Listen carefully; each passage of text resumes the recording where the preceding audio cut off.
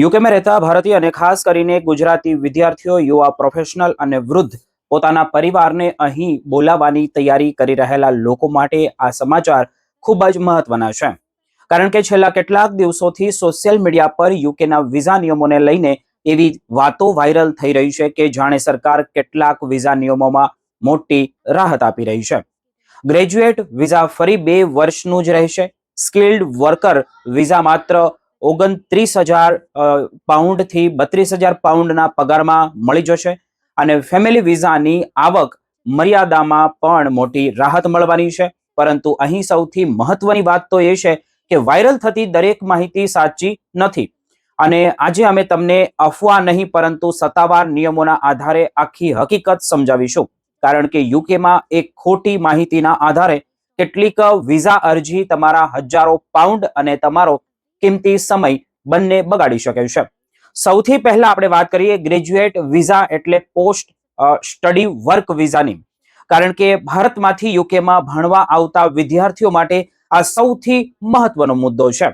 હાલમાં 31 ડિસેમ્બર 2026 સુધી graduate visa માટે અરજી કરનાર સામાન્ય ગ્રેજ્યુએટને 2 વર્ષનો સમય મળી શકે છે અને પીએચડી અથવા તો અન્ય ડોક્ટરલ ક્વોલિફિકેશન પૂર્ણ કરનારને 3 વર્ષનો સમય મળે છે.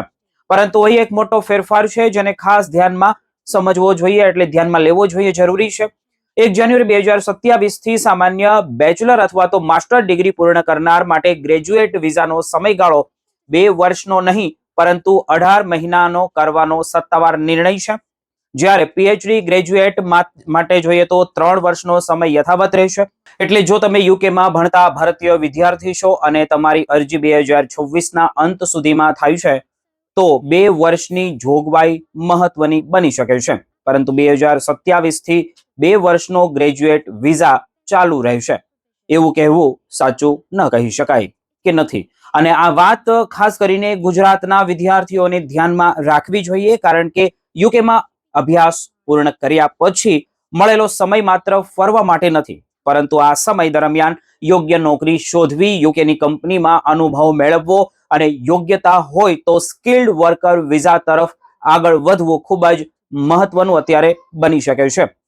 હવે આપણે વાત કરીએ ફેમિલી અથવા સ્પોઝ વિઝાની. જે અહીં પણ સોશિયલ મીડિયા પર એવી વાતો ચાલી રહી છે કે 38,700 પાઉન્ડની આવક મર્યાદા લાદવામાં આવી છે અને હવે તેને 29,000 પાઉન્ડ પર ફ્રીઝ કરી દેવામાં આવી છે.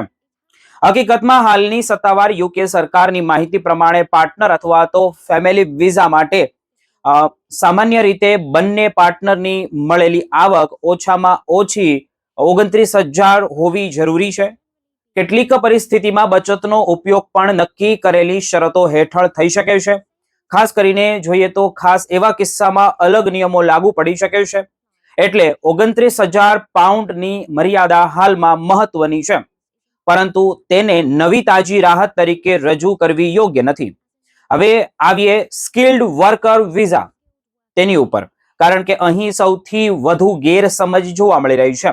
કેટલાક દાવાઓ પ્રમાણે 26 વર્ષથી ઓછી ઉંમરના યુવાનો અથવા યુકેમાં ગ્રેજ્યુએટ થયેલા લોકો માટે 29,000 પાઉન્ડ અને 32,000 પાઉન્ડના પગારમાં સ્કિલ્ડ વર્કર વિઝા સરળતાથી મળી શકે છે. પરંતુ હાલના સત્તાવાર નિયમો પ્રમાણે સામાન્ય સ્કિલ્ડ વર્કર માટે પગારની સામાન્ય મર્યાદા 41,700 પાઉન્ડ અથવા સંબંધિત નોકરી માટેની જે ગોઈંગ રેટમાંથી જે વધારે હોય તે પ્રમાણે નક્કી થાય છે. હા, ન્યૂ એન્ટ્રન્ટ જેવા ચોક્કસ કિસ્સાઓમાં અલગ અને ઓછી સેલેરી થ્રેશહોલ્ડ લાગુ થઈ શકે છે. પરંતુ હાલ સત્તાવાર નિયમોમાં ન્યૂ એન્ટ્રન્ટ માટે 33,400 પાઉન્ડની મર્યાદા દર્શાવવામાં આવી છે. એટલે માત્ર 29,000 પાઉન્ડ કે પછી 32,000 પાઉન્ડ પગાર છે એટલે સ્કિલ્ડ વર્કર વિઝા મળી જશે એવું માનવું અત્યારે ખતરનાક છે. એટલે યુકેમાં કામ કરતા કે નોકરી શોધતા ભારતીય યુવાનો માટે સીધી સલાહ એ છે કે માત્ર સોશિયલ મીડિયા પર પોસ્ટ જોઈને નોકરી અથવા તો વિઝાની યોજના ન બનાવો. તમારી નોકરીનો occupation code, going rate, salary અને તમે ન્યૂ એન્ટ્રન્ટ કે પછી અન્ય કોઈ વિશેષ કેટેગરીમાં આવો છો કે નહીં તે તપાસવું જરૂરી છે. હવે આપણે વાત કરીએ એવા ક્ષેત્રોની જ્યાં યુકેમાં જોઈએ તો યુકેને કુશળ લોકોની જરૂર છે. AI, cyber security, data science, engineering, life science અને અન્ય ટેકનિકલ ક્ષેત્રોમાં તક ચોક્કસપણે છે, પરંતુ દરેક ક્ષેત્ર માટે વિઝા પ્રક્રિયા 2 કે 3 અઠવાડિયામાં થશે. ફી આપમેળે ઘટશે અથવા દરેક વ્યક્તિને સરળ સ્પોન્સરશિપ મળશે એવો કોઈ સામાન્ય નિયમ માનવો યોગ્ય નથી. યુકેની ઇમિગ્રેશન સેલેરી લિસ્ટ અને સંબંધિત સ્કિલ્ડ વર્કર નિયમો પ્રમાણે કયા ઓક્યુપેશન માટે કઈ છૂટ મળે છે તે અલગથી તપાસવું પડે છે. એટલે અમદાવાદ, સુરત, રાજકોટ કે વડોદરાથી યુકેમાં નોકરીનું સપનું લઈને આવતા યુવાનો માટે સૌથી મહત્વની જો કોઈ વાત હોય તો એ છે કે માત્ર ડિગ્રી પૂરતી નથી, પરંતુ યોગ્ય ઓક્યુપેશન, સેલેરી અને લાયસન્સ સ્પોન્સર પણ એટલા જ મહત્વના બની ગયા છે. હવે હેલ્થ અને કેર વર્કર્સ વિઝાની આપણે વાત કરીએ તો આ ક્ષેત્રમાં પણ યુકેએ વિદેશી કર્મચારીઓના શોષણ અને ખોટી સ્પોન્સરશિપ સામે કાર્યવાહી કડક કરી દીધી છે. તેથી ભારતીય નર્સ, કેર વર્કર્સ અને અન્ય હેલ્થ પ્રોફેશનલ્સ માટે નોકરી આપનાર એમ્પ્લોયરની વિશ્વસનીયતા અને સ્પોન્સરશિપની યોગ્યતા ચકાસવી ખૂબ જરૂરી છે. ખાસ કરીને કોઈ એજન્ટ તમને મોટી રકમ લઈને નોકરી અને વિઝાની ગેરંટી આપે તો સાવધાન રહેજો, કારણ કે વિઝા મેળવવા માટે ખોટા દસ્તાવેજો કે ખોટી સ્પોન્સરશિપનો ઉપયોગ કરવો ભવિષ્યમાં ગંભીર મુશ્કેલીઓ તમારી માટે ઊભી કરી શકે છે. હવે આપણે વાત કરીએ યુકેની ડિજિટલ ઇમિગ્રેશન સિસ્ટમની. યુકે ધીમે ધીમે ફિઝિકલ ઇમિગ્રેશન ડોક્યુમેન્ટ્સમાંથી ઈ વિઝા આધારિત ડિજિટલ સિસ્ટમ તરફ આગળ વધી રહ્યું છે. એટલે યુકેમાં રહેતા ભારતીય અને ગુજરાતીઓએ પોતાના UK Vi account, passport details અને ઇમિગ્રેશન સ્ટેટસ યોગ્ય રીતે જોડાયેલા છે કે નહીં તે ચકાસવું ખૂબ જરૂરી બની ગયું છે. જૂના BRP કાર્ડ અંગે પણ ધ્યાન રાખવું જોઈએ, કારણ કે ડિજિટલ સ્ટેટસ તરફના પરિવર્તનને કારણે માત્ર જૂનું પ્લાસ્ટિક કાર્ડ જોઈને પોતાની ઇમિગ્રેશન સ્થિતિ અંગે નિર્ણય લેવો યોગ્ય નથી.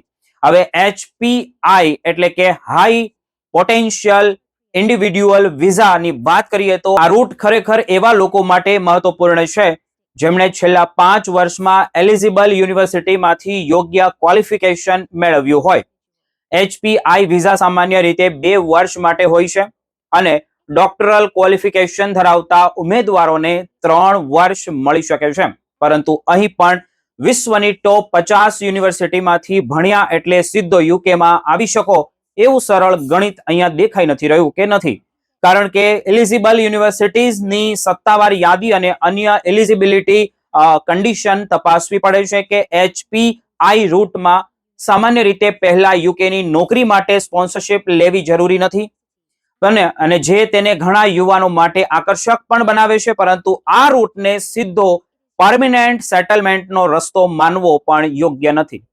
અને હવે સૌથી મોટો સંદેશ યુકેમાં રહેતા ભારતીય અને ગુજરાતી પરિવાર માટે છે.